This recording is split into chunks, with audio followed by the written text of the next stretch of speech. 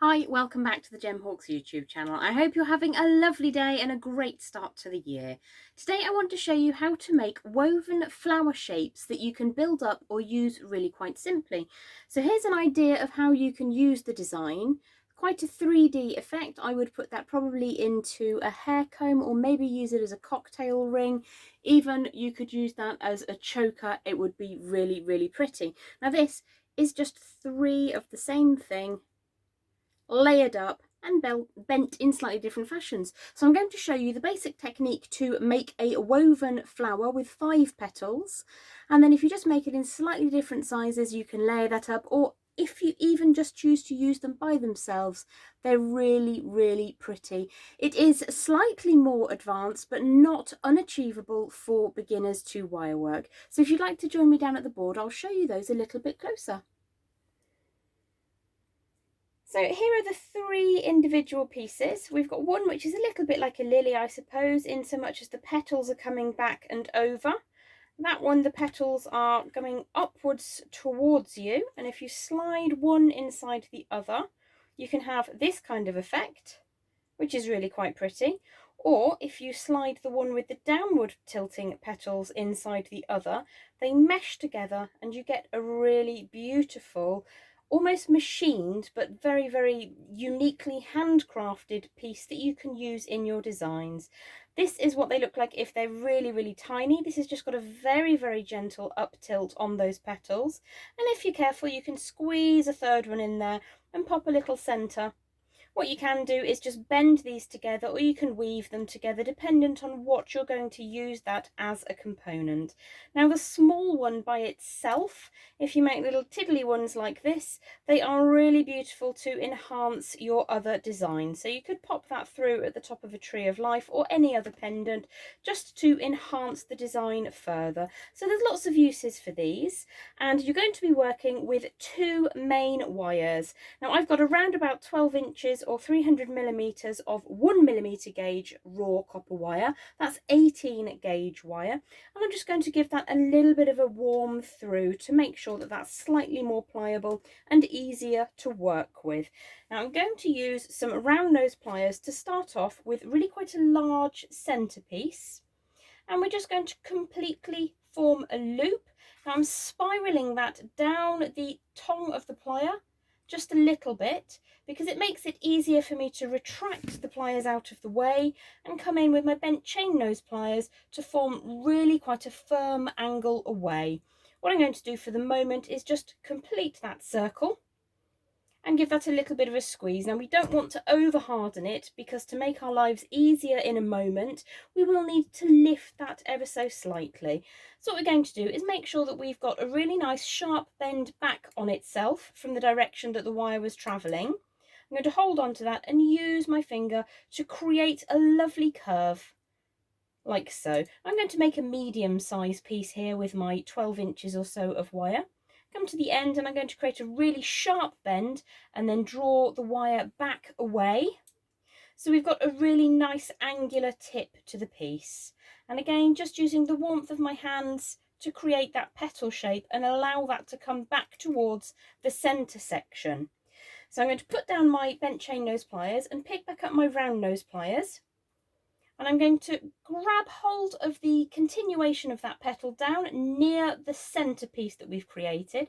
I'm just going to tilt that away until I get a really nice rounded curve that sits against that central circle that we started with. And then I'm just going to repeat that 5 times, like so. And I'll try to speed through this, and you can spend a little bit more time getting these slightly more precise. So you could, if you wanted to, use a form or a measure to make sure that all of your petals are exactly the same. I'm going to go by eye today. So again, that's 1mm or 18 gauge wire. And for this kind of size, which is a medium size flower, I'm using around about 12 inches or so. You could use slightly more if you wanted to make your life easier. So just getting that curvature to come back around towards the centre of the flower, and then back with those round nose pliers to create that really smooth little join at the bottom. Now you'll notice that I'm using those round nose pliers to get that curve exactly where I want it, which is not quite touching the circle. It doesn't matter if it does touch it. It does need to be quite close to it, but we will be manoeuvring these petals as we go through. I will just pop back in to get that curvature to follow all the way around before I then create my third petal. And as I say, I'll try to just speed through this a little bit now.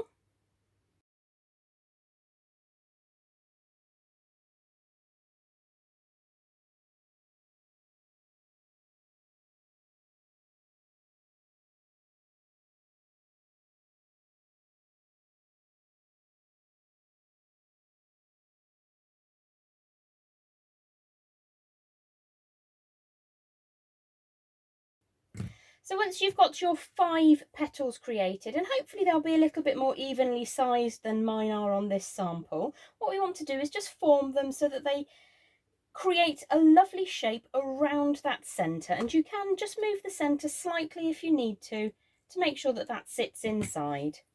What we're going to do next, you'll see we've got a tail of wire coming away up on top. We're going to make sure that that tail starts to chase around that first circle that we made. Best way to do that is just to get it to start moving around by hand, and then you can pop your pliers through the centre and just draw that all the way around. It doesn't need to go all the way, but it does need to replicate that form. So what I'm going to do is grab the curve we've just created and draw that back around, and I'll show you that just slightly sideways so that you can see it sits just above where our first circle was. And once you're happy that your flower shape is reasonably accurate, what we're going to do is come in with those bent chain nose pliers, grab hold of the loop that we've just created and pull away in a straight line. So that kind of gives you the usable flower shape. Now I am going to switch this out for one that I made earlier and worked a little bit harder on. And I'm also going to show you that it doesn't matter if your central loop comes away slightly from the centre. You can just get that to sit back inside if you want to, like so. So, your basic technique for this design is basket weave. It's weaving the same amount of times around 2 sides of the wire. In this case, it's either side of the petal that we've created. And we're going to do that with 5 separate lengths of wire. Now, for me, I prefer to work with my wire on the reel. There are 2 reasons for this. One, it means I don't underestimate how much wire I need and accidentally cut it too short, which, although you can add more wire on, doesn't always have quite the professional look that you might be looking for. So I work off the reel. Secondly, it means that I end up with much less wastage. So I will show you now how to weave up one of those individual petals, and then I will show you again how you can modify each of those petals to their slightly different looks. So as I say, what we're going to do is work from the reel. Now this is 0.4mm gauge or 26 gauge raw copper wire. And you know that we started with that little loop in the centre. To make your life easy, what we're going to do is lift that loop up ever so slightly, which is why we didn't want to work hard on it. So you'll see there it's just elevated away ever so slightly. So you can start and do these petals in any order that you like. What I'm going to do is push the tail of the wire up through one of those petals and just grip that whilst I chase it 3 times around one side of that petal. So that's 1 and 2. And then the 3rd time, tighten your coils up, draw that into the centre, and then just trim away if there is any excess. Pop that in your scrap pot so you don't stand on it later. And then we're just going to get that nice and smooth so that it looks super, super neat. Once you're happy with how neat that is, you can see the wires coming over the top and down the centre. We're going to scooch the wire all the way to the tip of the petal. Now this is where having that central little circle where we started elevated ever so slightly, just a couple of millimetres between them, really helps, because this is where it becomes just slightly fiddly. It's not difficult, but it is fiddly.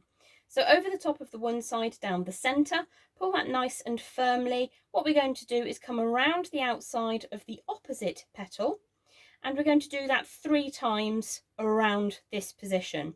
Now what I've got to do is take the tail of the wire through that gap and all the way around the form. This is why some people prefer to work with cut wire, but I don't like the wastage or the chance of cutting it too short. So that's once, through that gap, draw it all the way around the form. That's the second time. So what we're doing is we're taking the tail and we're pulling that tail through the gap that we've created and drawing it down. Now, if we were going to continue winding, I would draw the wire continuously in this position, but because we're on our third wrap, what we need to do is bring that nice and tight so we get our second coil neat and tidy. So I'm going to pull that into position, and at this stage what I'm looking to do is make sure that those coils sit equally and opposite at the tip of the petal that we're working on.